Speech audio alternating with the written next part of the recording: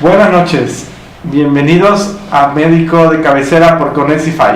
En este programa vamos a conversar de un tema de vital importancia que es la diabetes. Es una enfermedad bastante común, es una enfermedad que puede ser muy grave, afecta a un buen número de personas y es fácil prevenirla, es fácil tratarla, sin embargo aún tenemos personas con la enfermedad. Entonces, queremos aclarar ciertas dudas, queremos aclarar ciertas cuestiones que muchas veces se convierten en mitos y hacen que las personas retrasen un poco su diagnóstico o no utilicen las medidas terapéuticas necesarias, haciendo que la enfermedad avance sin ninguna razón. Entonces, Andrés, ¿qué te parece si un poco explicamos a la gente qué es la diabetes? Exactamente, Gary, como bien lo has mencionado, muchas personas sí han escuchado el tema de la diabetes, bien sea porque han tenido el contacto directo de un familiar ya diagnosticado, algún amigo conocido, o simplemente porque está la red constantemente informándonos sobre esta patología. Hoy por hoy es una de las patologías, como lo acabas de mencionar, que pueden ser fácilmente prevenibles. La diabetes como tal, si lo ponemos en términos comunes, es la presencia de azúcar en la sangre elevada. Ahora, muchos nos preguntarán y nos dirán, pero yo he escuchado que el tener azúcar en la sangre es considerado normal. Podríamos hasta cierto punto decir que sí, pero la diabetes es cuando ya se hace un examen en sangre y hay ciertos parámetros que le indican al profesional de que está teniendo un problema la persona. Entonces, como tal, es el problema del azúcar en la sangre alto y que puede eso generar ciertos problemas. Ahora, yo creo que también lo que tendríamos que hacer en la aclaración, Gadi, es cómo se controla el tema del azúcar en la sangre normalmente en el cuerpo. Porque si bien estamos mencionando que es tener valores elevados, ¿cómo se logra controlar esto? Tal vez de pronto las personas que ya tienen un poco ya se familiarizan bastante con este tema, conocen el concepto de lo que es la insulina. La insulina como tal es una hormona que se produce en el páncreas. Esta hormona como tal tiene la función de actuar como una especie de llave en el organismo para que la glucosa pueda ingresar y ser utilizada. La glucosa es la moneda de energía en el cuerpo para que pueda ser utilizada, pueda ser aprovechada y pueden llevarse a cabo diferentes mecanismos para que el cuerpo pueda utilizarlo. Entonces, cuando de cierta manera esa llave comienza a tener problemas, bien sea porque no está funcionando adecuadamente o simplemente no se llega a producir, es cuando comienzan a traducirse el problema de la presencia del azúcar elevada como tal en la sangre. Entonces, partamos de ese concepto, Gadi, de hacer la aclaración de que tenemos que tener una llave en nuestro organismo que permita para que la glucosa de lo que nosotros normalmente consumimos en los alimentos pueda ingresar y pueda ser utilizada como tal. Ahora, hemos estado hablando como tal el concepto de la diabetes, pero sí quisiera hacer, Gadi, también una aclaración que vamos a enfocarnos en este programa, la diabetes que afecta a la persona adulta, porque también tenemos otro tipo de diabetes que vamos a hablar en otros programas más adelante, que afecta a los niños y que también se presenta en las mujeres embarazadas. Entonces, en el programa del día de hoy vamos a enfocarnos como tal en la diabetes que afecta a la persona adulta. Entonces, ya hemos hablado de cuál es el concepto de qué se trata la diabetes, cómo se regula en el organismo, claro, de una manera un poco concisa, no tan al detalle, porque no es una cátedra de endocrinología, sino más bien para que ustedes puedan entender cómo normalmente funciona el tema del azúcar en nuestro cuerpo, quién es el encargado de que la glucosa pueda ser utilizada y cómo se pueden presentar este tipo de problemas, Gadi. Bueno, aquí, Andrés mencionó varios actores en la diabetes. Entonces tenemos primero la glucosa, que es el azúcar. Tal cual el azúcar que tú consumes en tu casa.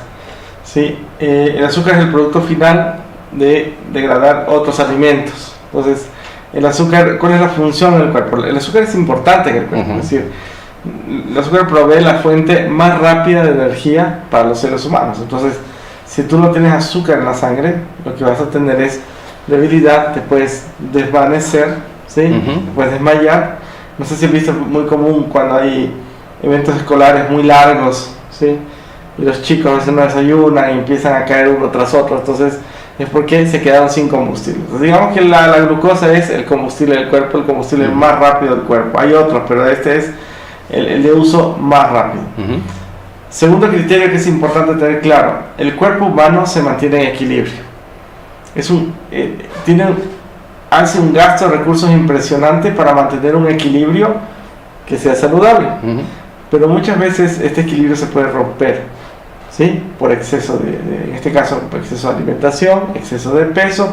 Entonces este equilibrio llega a un punto en que se rompe y se enferma, ¿sí? El tercer factor, el azúcar entra por la boca, ¿sí? Va al intestino, se absorbe, entra a la sangre y empieza a circular, ¿sí?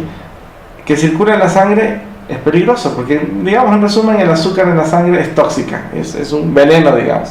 El azúcar tiene que entrar a la célula, entonces, para que pueda cumplir todas las funciones que tiene el cuerpo. Y como Andrés aclaró de manera excelente, necesitas la llave que es la insulina. Entonces, todos estos factores de A o B manera fallan en la diabetes. Entonces, hay un consumo incrementado de glucosa o de alimentos en sí.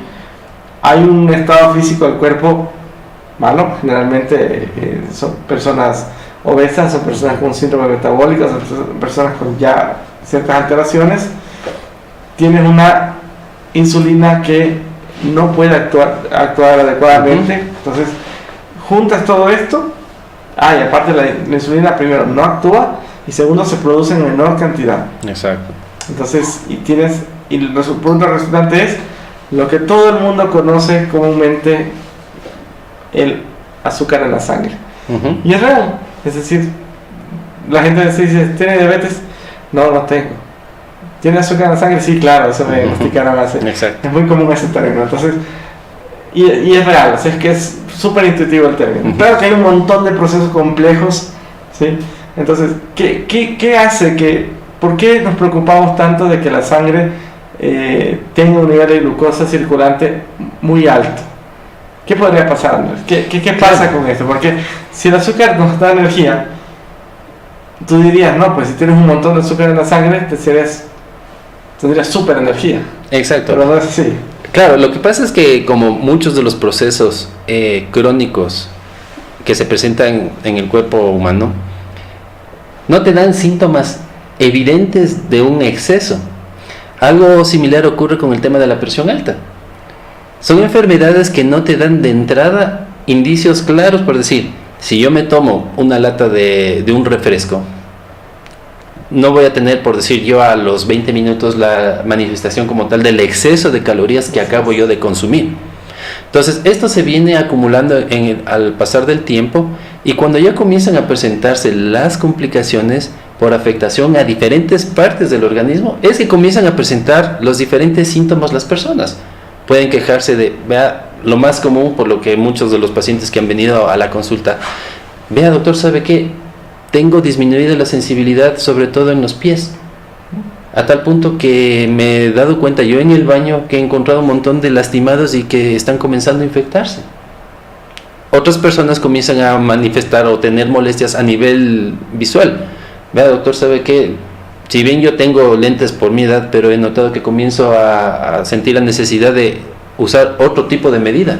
Ya no estoy viendo como veía normalmente. Me pongo los lentes, pero me sigue faltando hacer una corrección adicional. Pueden comenzar también a presentar problemas a nivel, como hablábamos en el programa anterior con el doctor Mogollón, problemas a nivel renal. Pueden comenzar a evidenciarse, sobre todo porque se hacen exámenes de rutina, alteraciones en examen de la orina, comienzan a identificar que hay la eliminación como tal o la presencia como tal, o bien sea de restos del azúcar o de alguna otra alteración como tal que me indica que ya se está afectando el riñón. Así es. Entonces las personas comienzan a tener este tipo de manifestaciones, pero porque comienzan a afectarse otros órganos, otras estructuras. Entonces la idea de esto es no tener que esperar a que se presente ya el daño tardío o afectación a otras partes de nuestro cuerpo para comenzar recién a decir, bueno, ahí es cuando yo podría sospechar que tengo la presencia como tal de la diabetes o del azúcar en la sangre que hemos venido hablando. Así es. Entonces hay que diferenciar dos momentos de la diabetes. Cuando el azúcar circula en la sangre, ¿sí? Como te dije, es un tóxico. El azúcar entra a la sangre, pero de la sangre tiene que irse a las células para que sea metabolizada, para que sea utilizada. Caso contrario, el azúcar en la sangre no la puedes usar. Y se sigue acumulando. Y tú no tienes energía. Es paradójico, pero la persona cuando debuta, más bien empiezan a bajar de peso porque empiezan a consumir grasa debido a que el azúcar que está en la sangre no la pueden usar, porque no puede entrar a la célula por lo que ya mencionamos. Eso es importantísimo. Entonces, el momento que nosotros hacemos un diagnóstico temprano, ¿sí? Son signos en los cuales todavía no está dañado ciertos órganos importantes como ojos, riñones, nervios, etcétera, etcétera. Entonces, pero esa es la lógica. Entonces, el azúcar alta en la sangre no la podemos usar, ¿sí? Es como estar manejando un carro con un montón de galones de gasolina, pero no tienes la llave de la gasolina. Funcionar, claro. Entonces te vas a quedar sin gasolina, pero tienes gasolina. Entonces eso es la diabetes un poco, ¿no? Y la sangre que está repleta de azúcar tiene que eliminarla por algún lado. Entonces el riñón, por eso es que el riñón se afecta, porque empieza a eliminarse a través del riñón. El azúcar en la sangre empieza a ser tóxica para todo lo que tú dijiste, ojos y todo eso. Entonces en este primer momento las personas van a tener síntomas clásicos que son desde hace mucho tiempo, que es la poliuria, ¿sí? Que es orinar varias veces, o sea, sin razón, o sea, orinas mucho y te llama la atención de que orines mucho. Hay veces que incluso sin tomar agua. Entonces las personas van al baño y dicen, pero vea, doctor, no he tomado agua. Y sin embargo estoy yendo al baño. Claro, entonces, y te empieza a llamar la atención. La polidipsia es decir, tener mucha sed, tomar mucha agua, ¿sí? Porque el cuerpo, como tiene tanta azúcar, necesitas líquidos para poder diluir, digamos, en términos sencillos, diluir el azúcar que está en la sangre, ¿ok? Polifagia significa querer comer mucho. ¿Por qué crees que una persona quiere comer mucho? Porque realmente, como yo dije, el azúcar está ahí, pero no entra a la célula, entonces no es un alimento que estés utilizando. Entonces el cuerpo manda señales de que tiene hambre, necesita azúcar. Entonces eso es lo simpático de esta enfermedad, es decir, el azúcar está ahí, simplemente falta este pequeño pasito, es muy complejo, para ingresar a la célula. Y pérdida de peso. Exacto, también. ¿Por qué pérdida de peso? Porque obviamente no tienes nutrientes, o sea, el azúcar no está entrando al cuerpo, entonces el cuerpo dice, ok, si yo no puedo utilizar el azúcar, yo no voy a dejar morir este cuerpo. Entonces, ¿qué hago? Empiezo a utilizar energía de la grasa, empiezo a consumir grasa, empiezo a consumir músculo, empiezo a consumir hueso, empiezo a obtener energía de un montón de sitios. Pero no vayan a pensar que la diabetes es una dieta adecuada para una persona. Es decir, qué bien que me da diabetes y bajar de peso. No, es grave realmente, sí. Para las cuestiones de dieta, vean por favor a nuestra querida doctora Larissa Escalante, que les va a decir 1000 dietas y todas útiles para ustedes. Exactamente. Entonces, ese es un poco el panorama de los síntomas iniciales de la diabetes, que son el resultado de no poder tener el azúcar dentro de la célula. ¿Sí? ¿Qué te parece, Gary, si también hablamos de los factores de riesgos? Porque nuestros amigos que les mando un saludo, nos están viendo en nuestro programa, se pueden estar preguntando, ¿cómo puedo yo saber si es que estoy en riesgo o no de tener diabetes o no? Entonces esa es una pregunta que muchos pacientes, y me lo han hecho, me han dicho, vea doctor, ¿sabe qué? Yo tengo a mis tíos, tengo a mi papá que tiene diabetes, ¿será que yo también voy a tener este problema de cargar la cruz sobre mi espalda? Entonces yo pienso que eso sí también tenemos que aclararles y ir hablando poco a poco. Entonces, un factor de riesgo que sí en muchas de las enfermedades está asociado es la cuestión hereditaria. Hay personas que sí se ha visto que bien sea en relación directa con los papás o con más arriba, yéndonos en escala con sus abuelitos, tienen la diabetes, pueden tener una probabilidad de desarrollarla, la enfermedad, si obviamente agregamos algo adicional. Como por ejemplo, otro tema que se puede mencionar es la cuestión del peso. Las personas que tienen sobrepeso u obesidad tienen mayor probabilidad de presentar diabetes que una persona que no lo tiene. Entonces eso es también algo que hay que mencionar. Todo lo que acompaña el peso, es decir, tiene el sobrepeso por varias razones. Exacto. Porque no está haciendo ejercicio, porque está comiendo muchas más calorías de las que necesita. Tú mencionabas el refresco, ¿no? Sí, la bebida gaseosa. Esa es la gaseosa, para no tener problemas de sí, interpretación. Después no nos quieran pautar, no, mentira. La gaseosa, una lata de gaseosa puede tener hasta 10 a 12 cucharadas de azúcar, ¿sí? Que probablemente 10 a 12 cucharadas de azúcar sea el consumo diario de una persona. Entonces, ¿y por qué tú dices, por qué no sabe mal? Porque se pone la mano al corazón, no sabe mal, ¿sí? Por el gas. El gas hace que tú no tengas la sensación o sea, te ayuda a engañar la lengua y no tienes la sensación del dulce y pasa directamente. Imagínate lo que es procesar por el cuerpo 12 cucharadas de azúcar de golpe. Entonces, ahí empieza el problema. Entonces, el cuerpo empieza a sobretrabajar para poder procesar esta cantidad de azúcar que le estás metiendo. Tenemos gente que nos está viendo, hagamos una pausa para hacer saludos. Tenemos Darío nos pregunta, ¿cuál debería ser el consumo diario de azúcar de un adolescente? Bueno, el adolescente es el que más consume. Exacto. Porque el adolescente está en un proceso de crecimiento y de requerimiento calórico muy alto, ¿sí? Pero obviamente el azúcar es la forma más fácil de obtener este requerimiento calórico. Y generalmente el adolescente abusa mucho del azúcar. Entonces, no es que haya... para empezar, el azúcar no es una sustancia natural para el ser humano, pero partamos desde ahí. Es decir, el azúcar es una sustancia artificial. Y se considera actualmente que el azúcar es quizás la droga más poderosa del mundo, con un poder de adicción mucho mayor a las drogas que nosotros conocemos y nos espantan, ¿sí? Y sabiendo que el azúcar es muy complicado. Incluso las dietas actuales, si tú te pones a leer bien, parecen protocolos de desintoxicación, de adicción al azúcar, más que dietas por sí solas. Entonces, son protocolos de desintoxicación. Entonces es muy complicado calcular, pero generalmente lo que siempre se sugiere es que se utilicen fuentes de azúcar naturales, ¿sí? Claro, tal vez de pronto lo que podríamos hacer una aclaración a Darío es, si bien hemos mencionado que la glucosa es la moneda de energía que utiliza el cuerpo para diferentes estados metabólicos, viene de una estructura muy grande que se va comenzando a ir partiendo hasta que termina en el último pedacito que se llama la glucosa, que es lo que ya se puede decir, venga a ser la moneda de intercambio para utilizarlo de manera directa. Entonces, la alimentación lo que hace en los carbohidratos viene en una manera o en un tren grandotote. Entonces lo que nosotros les recomendamos es que sea el consumo de carbohidratos de cadena larga, bien sea el tema de harinas, pero no directamente como tal establecer una cantidad de proporcional directa. Tal vez de pronto Daría se pregunta si es que será 1, 2 cucharadas. No, más bien es el tema del análisis como tal de la dieta en general del adolescente, que eso es importantísimo.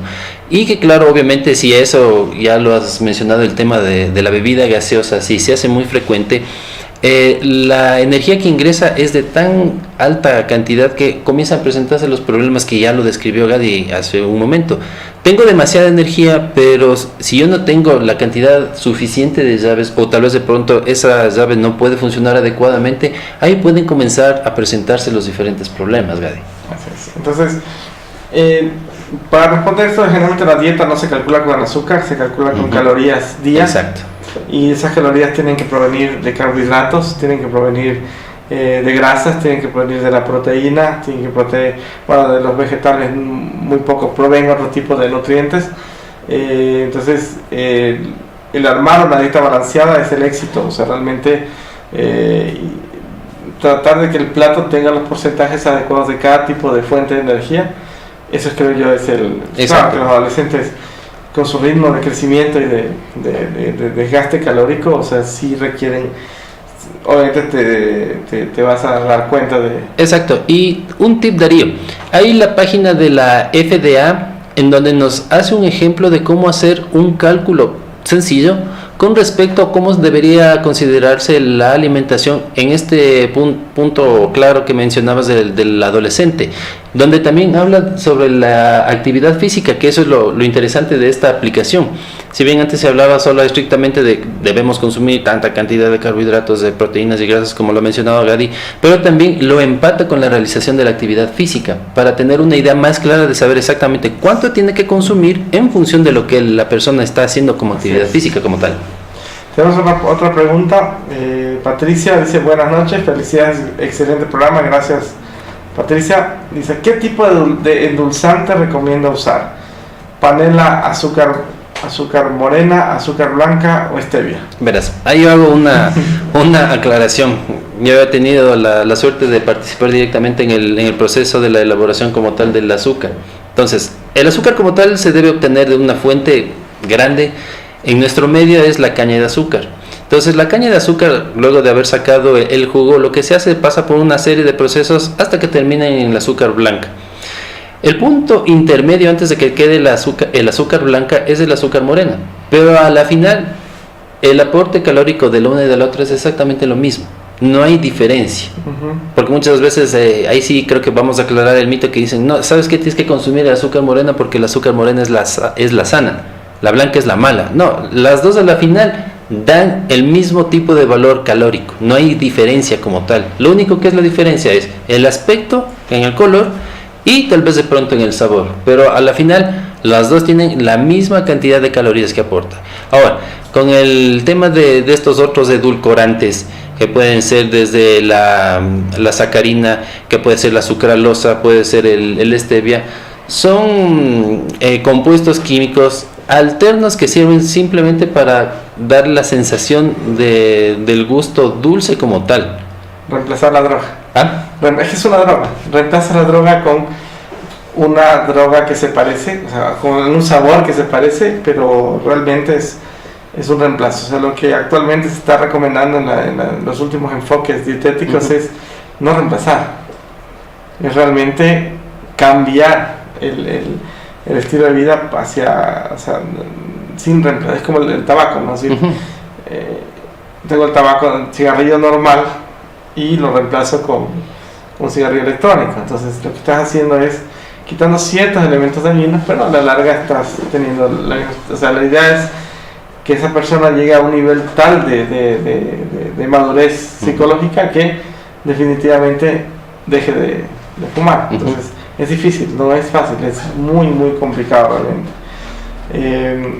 Otra pregunta, bueno, es si un adolescente puede reemplazar la stevia por azúcar. Sí puede, claro que podría, pero digamos, o sea, realmente de lo que se ha hecho el sabor de stevia, o sea, sí altera, o sea, sí afecta realmente el sabor final de las cosas, pero sí, es una opción obviamente de reemplazo de edulcorante, ¿no? Ahora, hay una cuestión bien interesante con la diabetes. Como decíamos, la diabetes no duele de inicio, ¿sí? Hay estudios que te dicen que cuando tú diagnosticas diabetes, esa persona en promedio ya lleva 4 a 7 años con la enfermedad. Eso es complicado.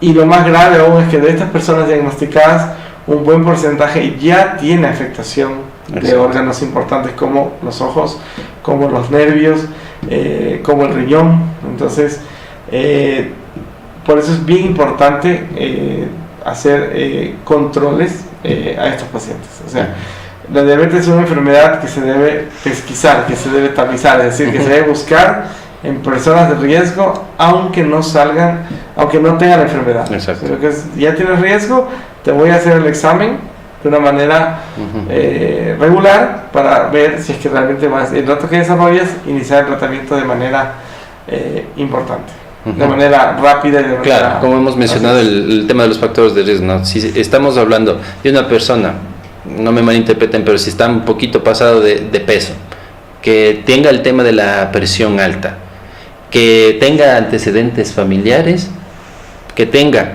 de 40 años para arriba, ojo, hay que tener cuidado, hay que acudir a su médico de cabecera para que se le oriente a la persona y se puedan hacer los exámenes correspondientes, ver en qué estado se encuentra la persona para poder tomar medidas al respecto. El resultado final que todos deseamos es que esos resultados salgan normales, se siga orientando a la persona para poder mejorar los hábitos, fomentar la realización del deporte, mantener una alimentación más balanceada. No queremos decir que lo que estén consumiendo esté mal, pero probablemente se tenga que hacer ligeras modificaciones para que sea una dieta más adecuada. Así es. Y ahí recomendamos tener un consejo profesional. O sea, puedes acudir igual a tu médico de cabecera para que te guíe, y también podemos hacer equipo con un nutricionista para que nos dé un vistazo general de cómo debería ser la estructura de la alimentación. Pero la idea tampoco es que te estreses con la alimentación, porque el estrés también es un problema, un factor de riesgo para otras cosas. Entonces, adicional. Tiene que ser algo, digamos, agradable, tiene que ser algo que disfrutes. Si a ti no te gustan las coles de Bruselas, no vas a comer coles de Bruselas por bajar de peso. O sea, no tiene sentido, no funciona así el cuerpo humano. Tenemos una pregunta de Patricia Ramírez, dice: ¿qué tan recomendable es tomar jugos de frutas naturales, por ejemplo naranja, dice, en las noches? En realidad, si no se tiene ningún antecedente o enfermedad digestiva que pueda condicionar a que lleve a manifestaciones tal vez de pronto vinagreras o cosas por ese estilo, el consumo como tal de frutas no te afecta realmente. No, diferente sería que sea el consumo de bebidas gaseosas que hemos venido mencionando. Así es. Excepto que sea una persona con diabetes, porque las frutas también son fuente de glucosa. Claro, es que todo va a depender del diagnóstico. Ahí hay un mito. Generalmente dicen: no tomes azúcar, pero come bananos, come naranja, come pera, pero hay que ver que también todo eso cuenta en el momento de la ingesta calórica de glucosa. Obviamente es natural, es mucho mejor, mucho más saludable, pero no significa que yo me pueda comer un quintal de manzanas. Que por eso incluso a los pacientes, cuando ya tenemos un acercamiento directo y se les comienza a aconsejar sobre el tipo de alimentación, se les instruye cómo poder identificar las nutrition facts de cada uno de los alimentos, para que tengan claro saber cuánto es lo que están consumiendo con respecto al tema del gasto y del consumo calórico como tal. Eso también creo que es importantísimo, y más bien para que se entienda qué son esas letras que ponen la información nutricional y donde comienzan a hablar y detallan cuánto aporte de carbohidratos, cuánto aporte de proteínas, cuánto aporte de grasas y cuánto me representa en el porcentaje de calorías que le está dando si se consume una determinada cantidad para ese producto como tal. Entonces eso es importantísimo para que también se tenga claro, y es verdad lo que tú mencionas, Gary. Se dice: sí, consume la fruta con total libertad, pero también hay que analizar el tema del aporte calórico como tal. Así es. Entonces las frutas son saludables, pero todo exceso tiene problemas, tiene su riesgo. Así es. Entonces, ya hablamos un poco de los factores de riesgo, hablamos de cómo se presenta inicialmente la diabetes. Ahora hablemos un poco de la persona que sufre esta enfermedad, la persona que ya tiene un diagnóstico de diabetes. Entonces, lo primero está demostrado, o sea, eso es una regla de oro, que el tiempo de la enfermedad es directamente proporcional al daño de órganos diana. Claro. Y lo más importante en diabetes es evitar el daño de órganos diana, es decir, que no baje tu visión, que tu riñón siga funcionando, que no tengas dolores neuropáticos, dolores de nervios, que son bien difíciles de manejar. La neuropatía diabética, que es un tema que vamos a hablar en Desafiando el Dolor, es una enfermedad muy compleja, muy difícil de manejar. El pie diabético, o sea, son complicaciones muy severas. Entonces, un poco para que entienda la gente qué son los órganos diana, a qué nos referimos cuando hablamos de órganos diana, porque eso podría funcionar, o sea, puede ser muy claro para nosotros, pero quizá valga la pena aclarar. Claro. Al inicio yo mencioné que las personas tienen un primer acercamiento por la presencia de los síntomas como tal de la afectación. Mencionaba, se altera la sensibilidad a nivel de los pies.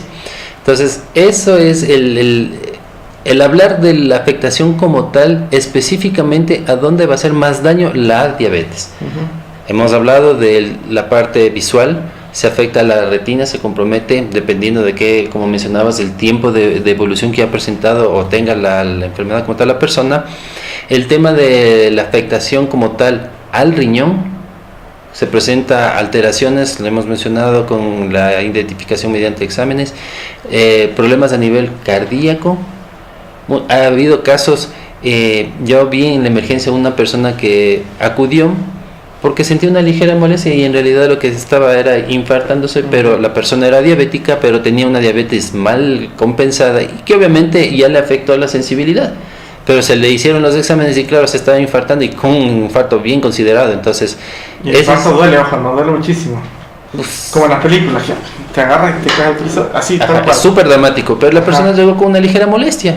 Entonces, por las características del dolor, obviamente se hizo el abordaje y todo y resultó ser un infarto, pero en una persona diabética. Hay una anécdota, cuando uno está en la universidad estudiando y lee por primera vez infarto, te describen los libros. El dolor del infarto es la sensación del infarto, es sensación de muerte inminente. Eso te describen los libros, así que ya te vas a imaginar cómo es eso, ¿no? Así que, y que no te duela, pues porque obviamente está afectada la sensibilidad y es bien difícil. Un paciente diabético es otro mundo totalmente diferente, entonces hay que tener mucho cuidado. Entonces, como decía, un poco para recalcar los órganos Diana, Diana se refiere al objetivo, al objetivo, que va a ser el daño específico. Bueno, está en moda Avengers, ojo de halcón, ¿Dónde se a la apunta? diana. Entonces esa es la diana, el objetivo. Entonces el azúcar le apunta a ese órgano. Entonces su órgano diana, ese órgano es el que voy a destrozar.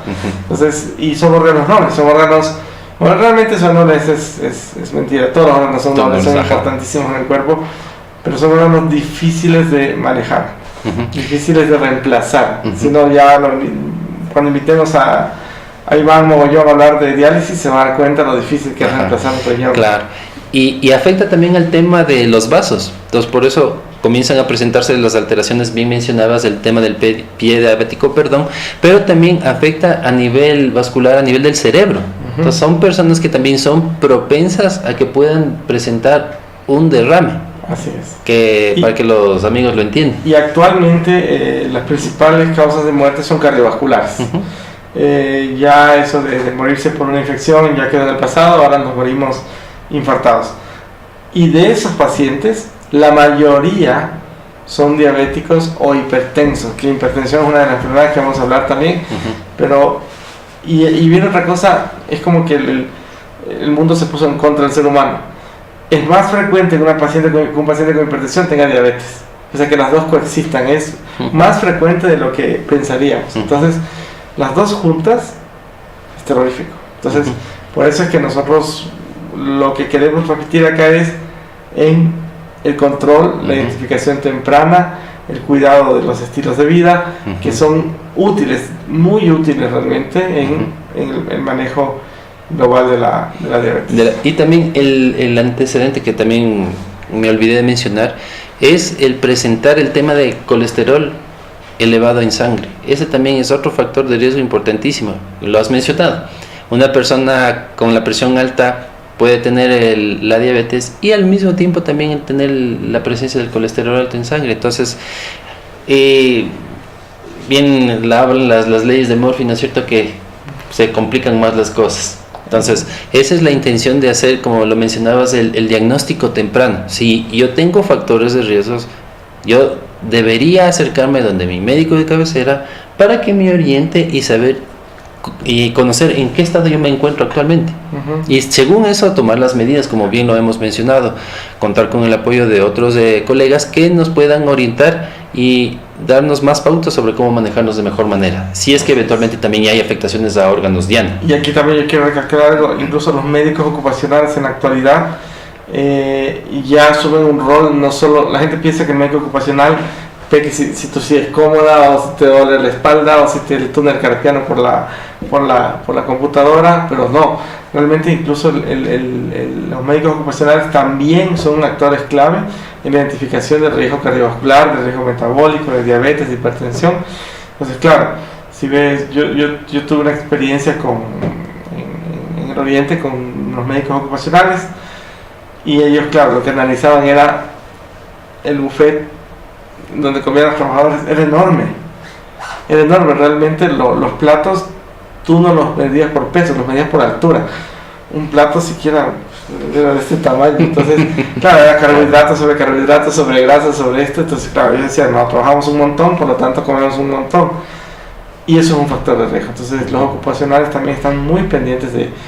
porque puede ser incluso una enfermedad ocupacional. O sea, ya actualmente no es que es una enfermedad clínica que sale del trabajo, porque es una enfermedad que va a afectar tu desempeño laboral, es una enfermedad que va a causar ausentismo laboral, y aunque suene feo, es una enfermedad que le va a costar mucho al Estado. Por lo tanto, es preferible prevenirla para que, aunque sea que no le cueste al Estado. O sea, claro, todo es prevenible. Entonces, la intención de esto es justamente darles las herramientas para que ustedes comiencen a cambiar el cómo yo debo afrontar el manejo de mi salud.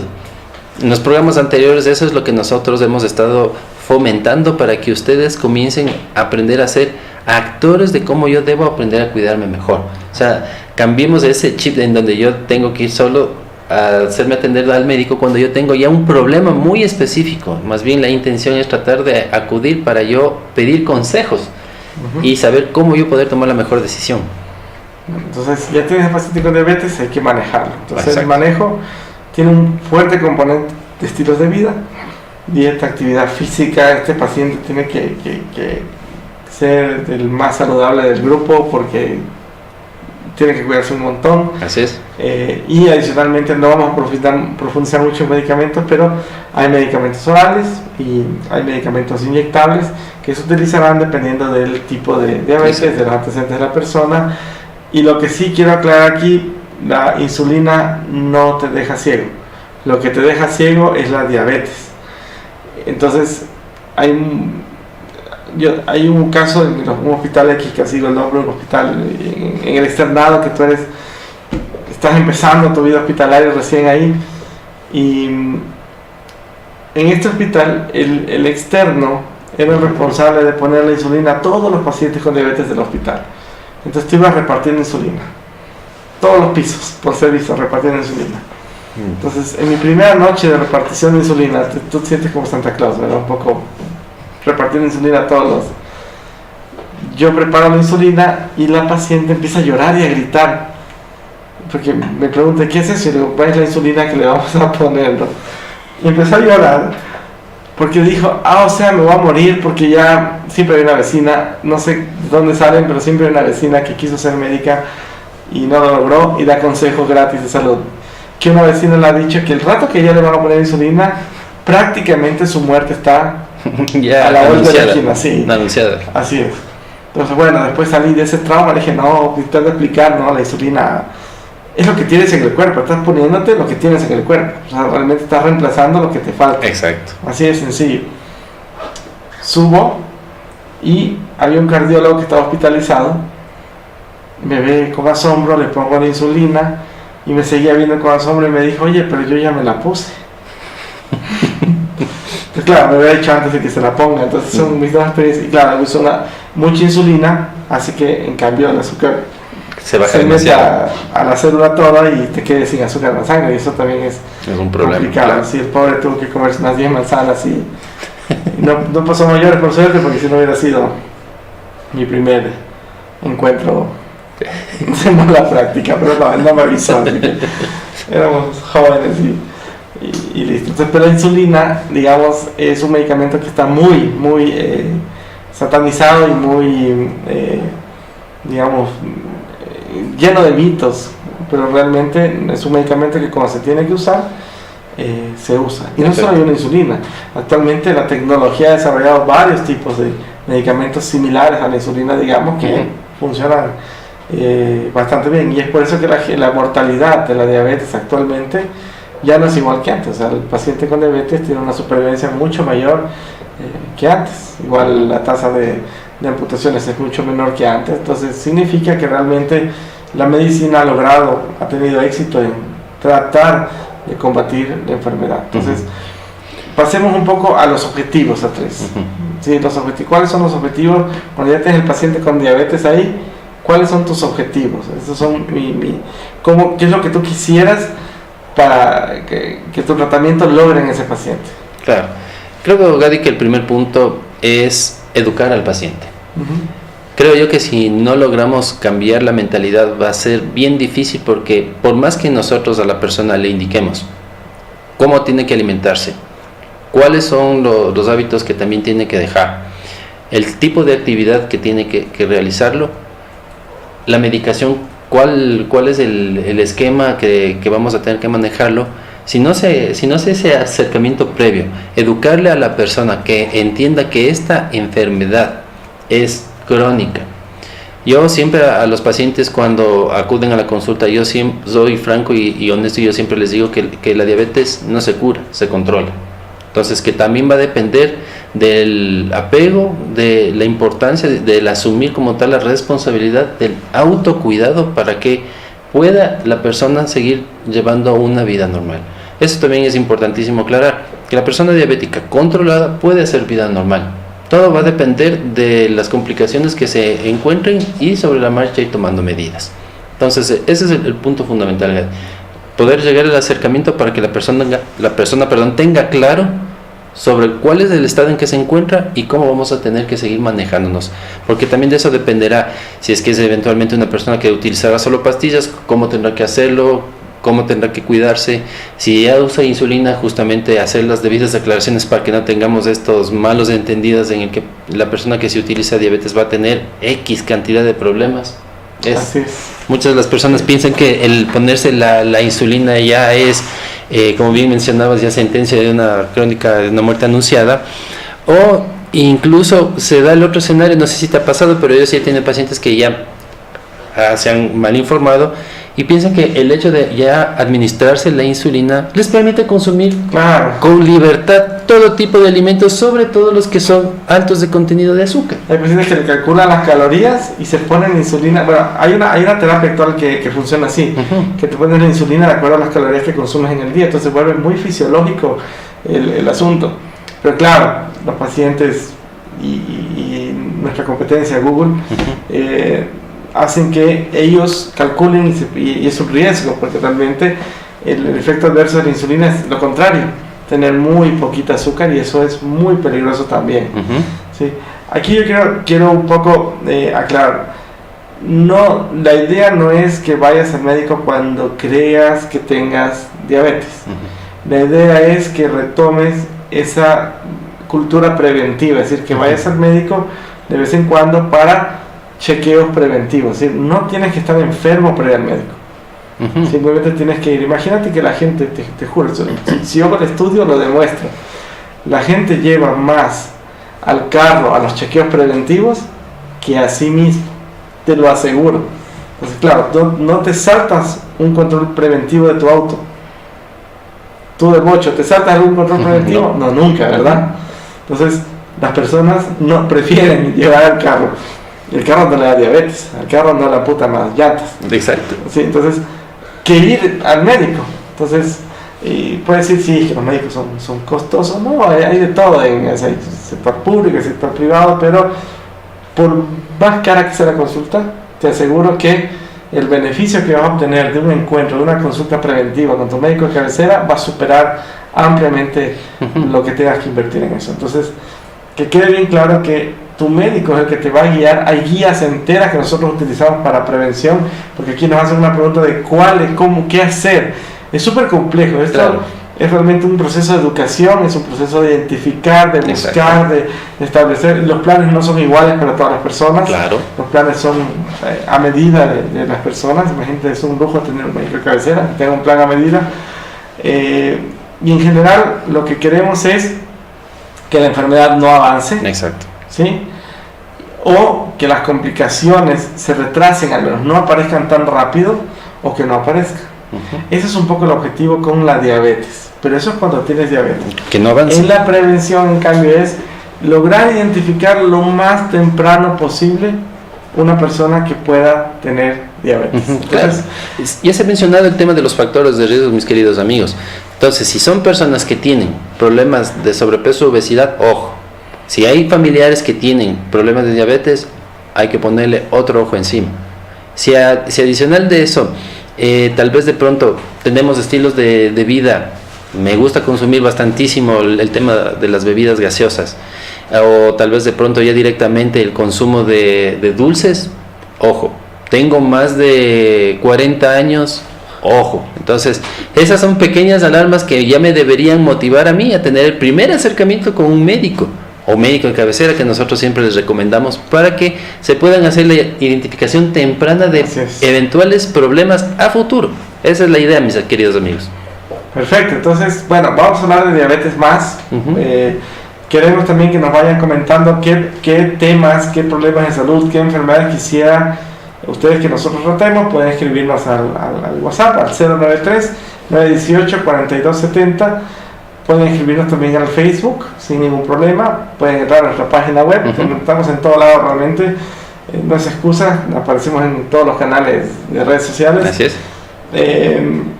Otra cosa importante antes de cerrar el programa es que yo quiero hacer un paréntesis en este programa y realmente brindar todo mi apoyo a nuestros queridos compañeros internos de medicina que están pasando la mano en estos momentos, es decir, del sueldo, bueno, el estipendio, digamos, para que no haya problemas legales, del estipendio que realmente no alcanza para una canasta básica, le hagan una reducción. Y yo quisiera así un poco sensibilizar a las personas, porque muchas veces ya he oído comentarios como son estudiantes, o sea, ¿por qué tengo que pagarle a un estudiante si está estudiando? Y realmente yo sí quisiera que entiendan cómo es la vida del internado realmente. El internado es probablemente uno de los años más difíciles de la carrera. Es un año en el cual ya tienes responsabilidad con los pacientes. Tu carga laboral es extremadamente alta, ¿sí? Y está muy diferenciada la carga laboral de la carga académica. Tú sigues teniendo clases, sigues asistiendo a clases, y luego que sales de clases y vas a trabajar al hospital. Entonces, y ese trabajo es muy intenso. Cuando eres estudiante de años anteriores, incluso te tratan mejor, te dicen, no, mire, aprenda, descanse, tranquilo. Cuando eres interno tienes responsabilidades muy marcadas. Los internos atienden partos, los internos reciben emergencias, los internos ayudan en las cirugías, los internos llenan todos los documentos de historia clínica, los internos se encargan de un montón de cosas. Ha habido ocasiones en que nosotros hemos tenido que dar hacer ventilación a 2 pacientes toda la madrugada, ¿sí? El trabajo no para, realmente dormir en el internado es raro. Entonces es una carga muy alta, y yo sí creo que las políticas en la cuestión del internado deben estar dirigidas hacia la humanización y el reconocimiento del trabajo de los profesionales en salud. Yo creo que la discusión debería ser cómo lograr que el interno reciba un salario y tenga seguridad social. El interno no tiene seguridad social y está expuesto a un montón de riesgos. Yo creo que el Ministerio de Salud Pública debería discutir eso. No debería decir, sí, les voy a bajar y estas son las razones técnicas y legales. Debería luchar y decir, bueno, sí, tienen toda la razón, tenemos que luchar para que el interno tenga unas condiciones laborales, porque son laborales, pueden decir lo que sea, pero son laborales, justas. ¿Sí? Imagínate que no llegan ni al salario básico. Entonces eso es terrorífico. Los internos ya tienen familia, muchos de los internos ya son independientes, y eso que no hablamos de los residentes. El siguiente paso es la residencia, que es igual o peor que el internado. O sea, no peor, no en el asunto de estudiar, porque la medicina es linda, en el contexto en el cual te desenvuelves es súper hostil a veces, ¿no?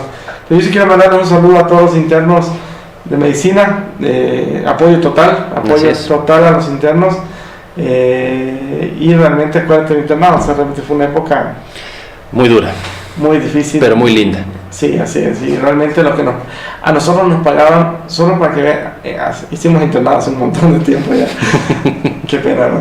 Pero nos pagaban más. Yo hace un montón, no voy a decir cuánto, pero hace un montón de años ganaba mucho más en el internado de lo que en este momento les van a pagar a los internos.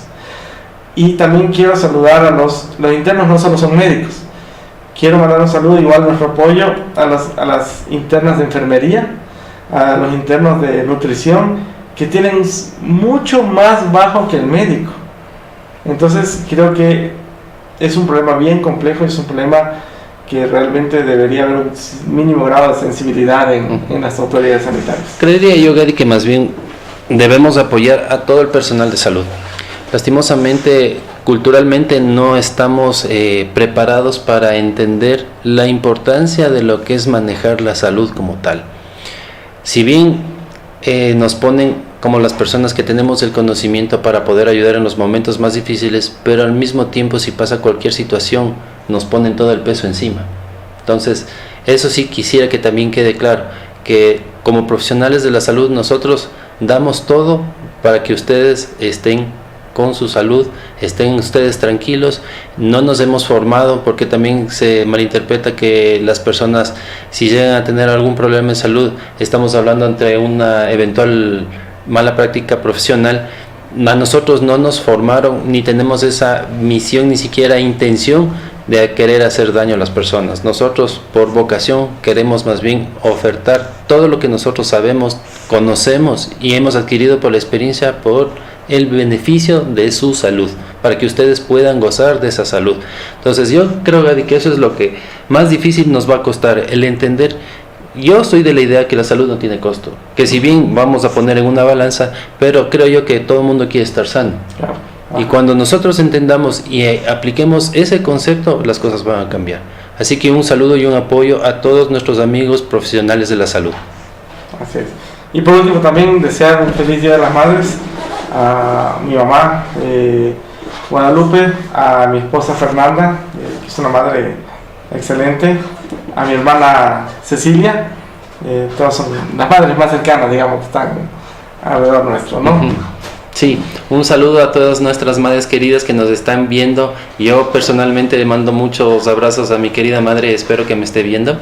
A mi esposa, que sé que me está viendo ahorita, mando muchos besos y abrazos, y el domingo lo será directamente y todos los días incondicionalmente. Listo, entonces nos vemos la próxima semana, aquí por Conexify, el médico de cabecera. Yo soy Gadi Torres. Yo soy Andrés Peralta. Y somos tus médicos de cabecera.